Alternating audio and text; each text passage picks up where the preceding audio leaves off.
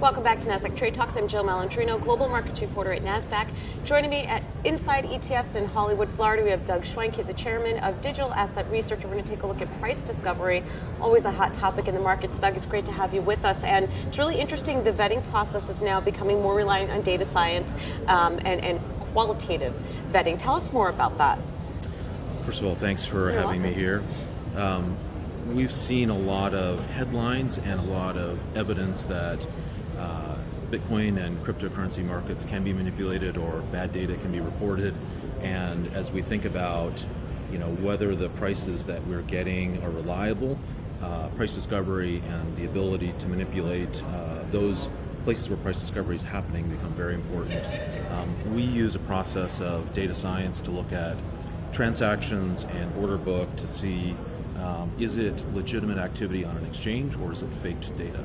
And getting exchanges or so-called exchanges that have legitimate activity as a benchmark or as a place to say this is a reliable and good price is an important sort of first step. And then we look at which exchanges, when price activity is happening, when you have some volatility event where price goes up or price goes down, which exchanges are leading in that moment? Where is that price discovery, the new market price, happening first? And what we found in our analysis last year, 2019, from April through December, about 76% of the time in those volatility events, the price discovery is happening on exchanges that we have vetted as being safer venues that less manipulative activity is happening. Do you think it could be because, especially in the crypto space, it's just so fragmented? There are a lot of exchanges, and the second question to that is why not use a more advanced market structure model like equities? It's been around longer. It's somewhat proven to be consistent and protect investors. So, do we need to not make it so fragmented and then apply equity market structure, or is it not a one-size-fits-all model? Well, it is very fragmented. The barriers to entry to becoming a cryptocurrency or a digital asset exchange are very low. Right. It's not like trying to compete with Nasdaq or New York Stock Exchange.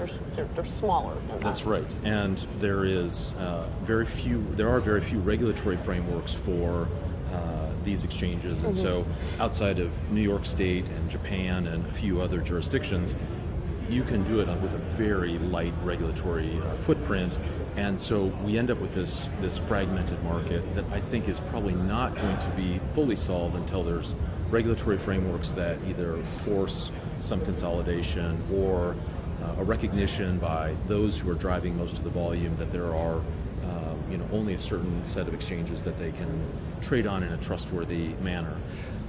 We have, I think, looked at a lot of what happens in equity markets and other traditional spaces as a way to think about what happens in crypto over the last 3 years, and we've seen a tremendous evolution in the space. The best practices in these exchanges 3 years ago is nowhere near what it has become today. 3 years ago, we would talk to exchanges about what's your trade surveillance and how are you thinking about compliance and KYC and things like that. And often the question was, well, what exactly is trade surveillance? And as a part of that maturing of the industry and the feedback on what we consider to be better practices for exchanges to enter into, we've seen a lot of maturity. There were some immature players who wanted to grow up.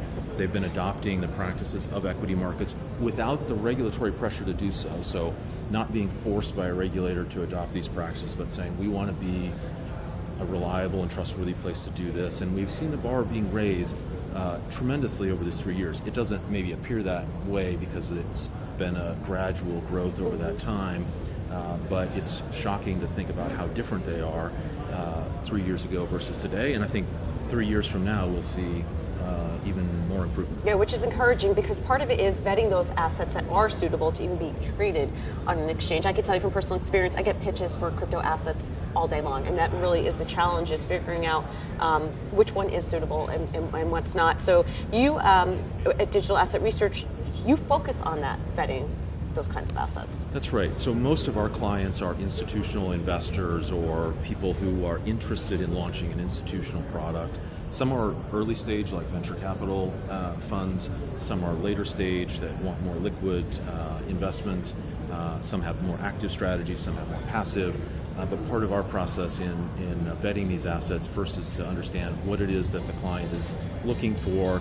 We write deep research that helps you understand the technology, the economics, the ecosystem, social statistics around things as arcane as the code base that is on public repositories and how often is that being updated and how many contributors are there and are they controlled by one company or is it a group of diverse contributors? All these kinds of things, and we have a long list that we go through, help you understand whether this is really a robust asset or is it an asset that is likely to die off because it doesn't have a robust underpinnings, whether it's the ecosystem or the actual technology, or is it an asset that might be manipulated by some inside group of actors?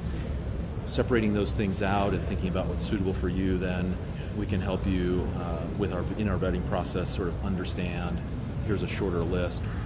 I think the most important piece of that is the regulatory understanding that really helps clients know, is this going to be safe for me to own? Is it going to be legal for me to own? And if it's listed on an exchange, is that likely to cause a problem? These spot exchanges can't, for example, list things that are securities. Right. Well, the good thing is to see how the industry certainly is maturing, and hopefully we'll get more of that institutional adoption. Doug, thanks so much for joining us at Inside ETFs. And thanks for joining me on Trade Talks. I'm Jill Malandrino, Global Markets Reporter at Nasdaq.